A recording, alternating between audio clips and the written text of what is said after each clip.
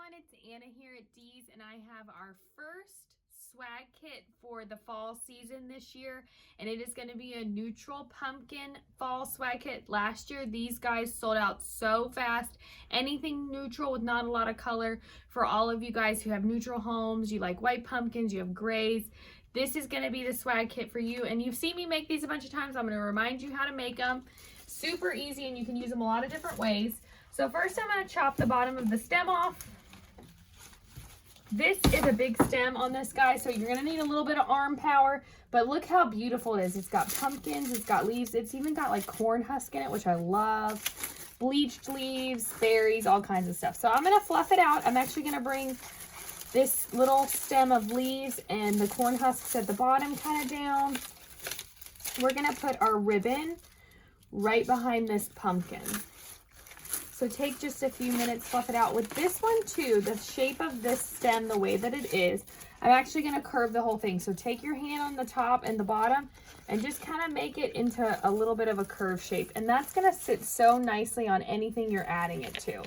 So we're going to add ribbon. I've got it laid on this boxwood, which I thought was really pretty because there's some green in the leaves, but you could just as easily add it to a grapevine or a lantern.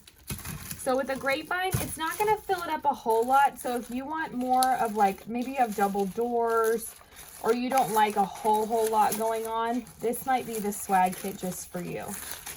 See how it fills up a grapevine. So it does have a lot of open space, but if you had double doors, it'd be really pretty. And then lastly, I'll kind of show it to you on the top of a lantern as well. So for this one, I chose two different ribbons. We've got a pumpkin and we've got a stripe. They're both 2.5 inches. I'm gonna grab my lantern too.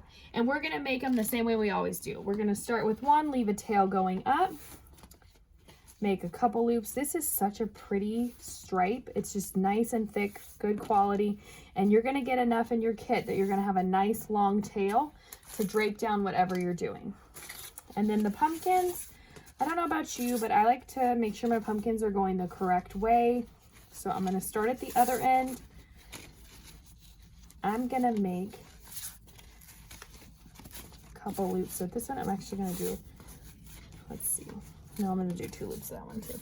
All right, now I'm ready to tie it off with the wire and then twist it onto my stem. So I'm gonna go ahead and knot that off, and then we're gonna put it right above the pumpkin. I think I said below earlier, but we're going right above the pumpkin with it. We're just going to twist it right on.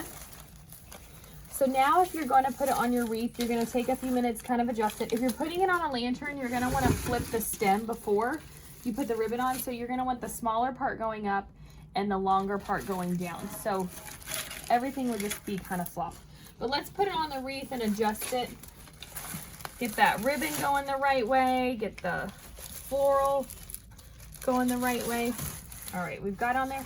Bring that pumpkin to the middle of that bow. That bow was looking kind of weird before I got the pumpkin situated. Bring this floral back to the front. You know how I don't like it when it looks like you just stuck a bow on something. So we're just going to adjust the whole thing and trim those tails.